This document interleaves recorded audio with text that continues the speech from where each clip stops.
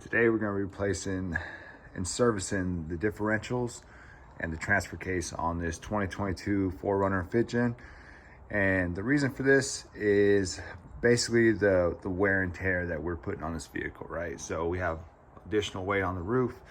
We have 33-inch tires.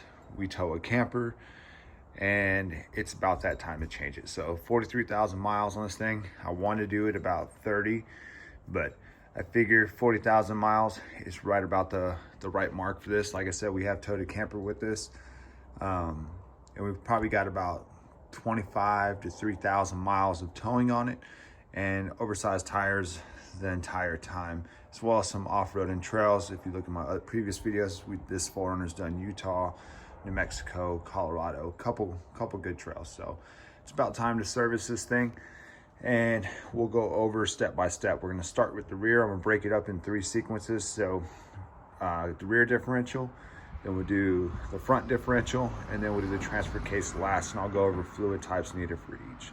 So for the front and rear differential, you're going to use 75/90. There is a recommendation for 75/85. That's not a common grade that's sold everywhere. So 75/90 works just fine, and most of your dealers will use it. This is Valvoline full synthetic. The reason for this is the bags. So it makes it super easy. You don't have to use a pump when you're filling this thing up. And then for the transfer case, we're gonna use a royal purple synchro mesh, which is actually spec'd to meet the 75 weight transfer case fluid they use. That's very overpriced for this thing. Tools needed. Of course, you're gonna need a drain pan. You're gonna need a 24 millimeter for your diffs. You're gonna need a 10 millimeter hex, as well as a 10 millimeter socket. And then I'll put these all below, but you're gonna need your new washers. They are one-time use washers when you replace the fluid. So I'll drop the links for all the washers you need. Mixed in here, there's more than you need actually, because there's actually the oil change O-rings in here. But let's jump over to the rear diff and let's service it. So under the vehicle, important note, drive your vehicle around to warm up the fluid so it drains better. Right here you have your fill plug, which you will remove first, and then you have your drain plug, which you remove after. You always want to remove the fill plug first, because if that is stuck on there and you take this out, you have no way to fill it up. So let's go ahead and remove the top, and then we'll go to the bottom. So top one removed, crush washer stuck, bottom one is loosened. We're gonna go ahead and drain this out and see what this fluid looks like.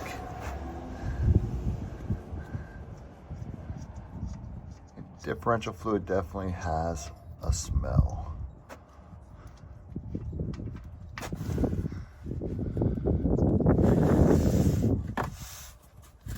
So there's the fluid draining out. Doesn't look horrible.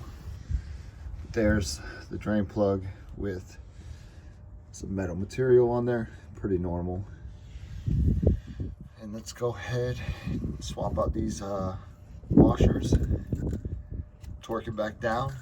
I believe it's 27 foot-pounds of torque, and then we'll fill it up. So new washers installed on both the drain and the fill. Now we're gonna go ahead and put these back on, and we will start filling it up. So if you look at how close the spare tire is to the differential, that's the reason you either want a pump or you want a flex bag like this to fill up. So let's go ahead and put these back together and start filling these up. So once you fill it up, you'll basically want to fill it up until it starts flowing out of the fill hole. And then from there, you'll just go ahead and close it up, torque everything down. So moving on to the front, you're gonna have to remove your skid plates so you have access to the front differential. So just like you do with the oil change, you take off your front skid plates. So once you have everything removed, this is your front diff. So this is your axle, and then your fill plug is right here. You're gonna remove that first, that's 10 millimeter. And then your drain plug is down here, also 10 millimeter. And as with the rear, you're gonna replace washers on both of these as well. So let's go ahead and remove the fill, and then we'll move over to the drain, and we'll see what the fluid looks like. All right, so fill plug is out. Drain is loosened. Let's go ahead and take this out. See what what this fluid looks like.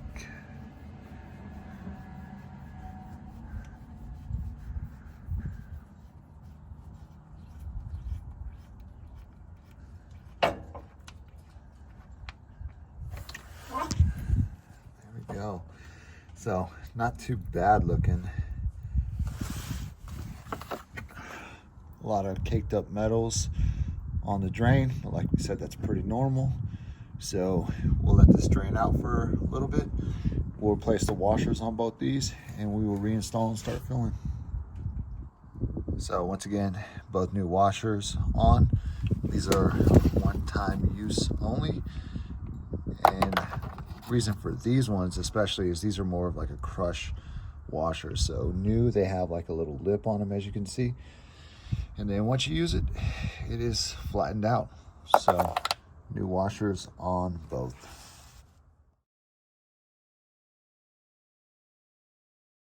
Then same as before, you're just gonna fill the front diff up until it starts coming out the fill plug. After that, you can clean it up and go ahead and put your fill plug back in. All right, so after servicing the front diff and the rear diff, here's what I'll tell you right now. The fluid that came out of the front diff still look really good.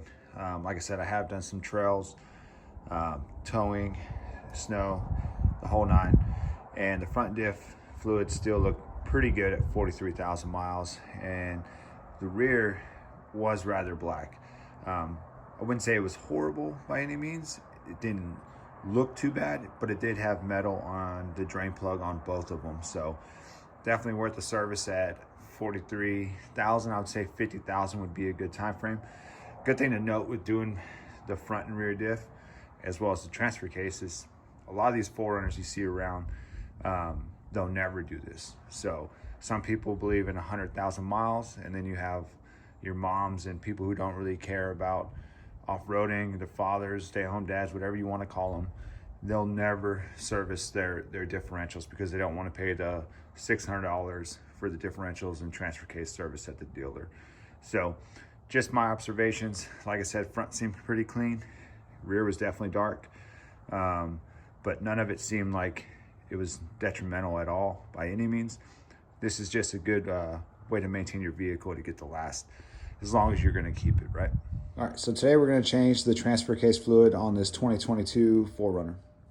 What you need to change your transfer case fluid is going to be a 24 millimeter to get the drain and fill plug off, a rag to clean it up, 2 replacement washers, and of course your transfer case fluid.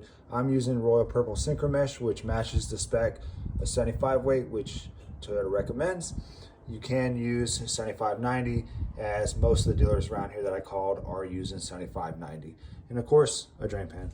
So transfer case capacity is 1.1 quarts, which is why I have 2 quarts right here.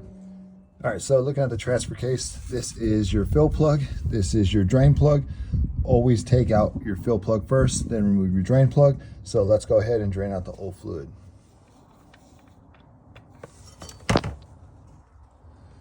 So old fluid draining out. Doesn't look horrible. Drain plug replaced, new washer, torque to 27 foot-pounds. Now we're gonna start filling this thing. Fill all the way till it starts running out the fill hole. Replace your fill plug and torque to 27 foot-pounds, and you are done.